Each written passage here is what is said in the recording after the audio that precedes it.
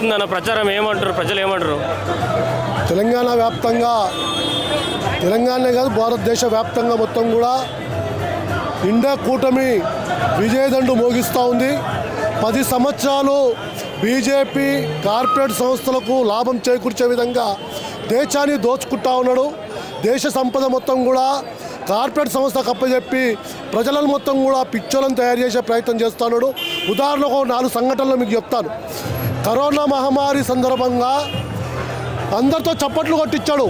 అంటే బీజేపీ పుట్టినరోజు సందర్భంగా మార్చి 28వ తారీఖున ప్రజలందరితో చప్పట్లు కొట్టించాడు.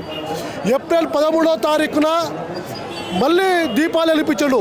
ఆ రోజు ఆర్ఎస్ఎస్ పుట్టినరోజు. అట్లాగే నోట్ల బందీ.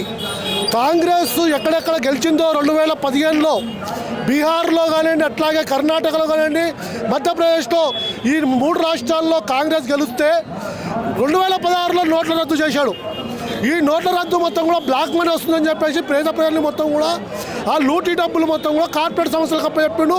పేద ప్రజలు మొత్తం కూడా బ్యాంకు చుట్టూ తిప్పించాడు, లైన్లలో చంపించాడు. అదేవిధంగా 2019లో 2024-23లో మళ్ళీ కర్ణాటకలో ఎన్నికలు జరిగినాయి. కర్ణాటక ఎన్నికలు జరిగిన తర్వాత కర్ణాటకలో మళ్ళీ కాంగ్రెస్ ప్రభుత్వం అధికారంలోకి వచ్చింది. దీంట్లో మళ్ళీ 2000 రూపాయల నోటు రద్దు చేశాడు. అంటే ప్రతిపక్షాలకు పైసలు లేకుండా చూసి తను మాత్రం కార్పొరేట్ సంస్థల నుండి బాండ్ల రూపంలో లక్షల కోట్ల రూపాయలు దేశ సంపద వాళ్ళకి ఇచ్చి వాళ్ళలోకి తీసుకొని ప్రచారం చేసుకుంటుండు. ఏదైతే 400 సీట్లని ప్రచారం చేసుకుంటుండో ఈ 400 సీట్లు కాదు కదా, 150 సీట్లు కూడా బీజేపీకి వచ్చే పరిస్థితి లేదు.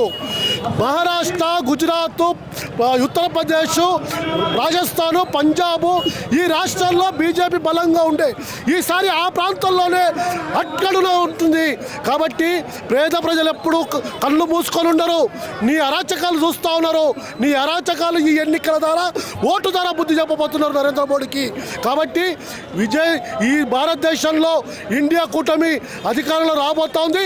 తెలంగాణలో కూడా 14 సీట్ల కంటే పైచులకు తెలంగాణలో కలగబోతున్నాం.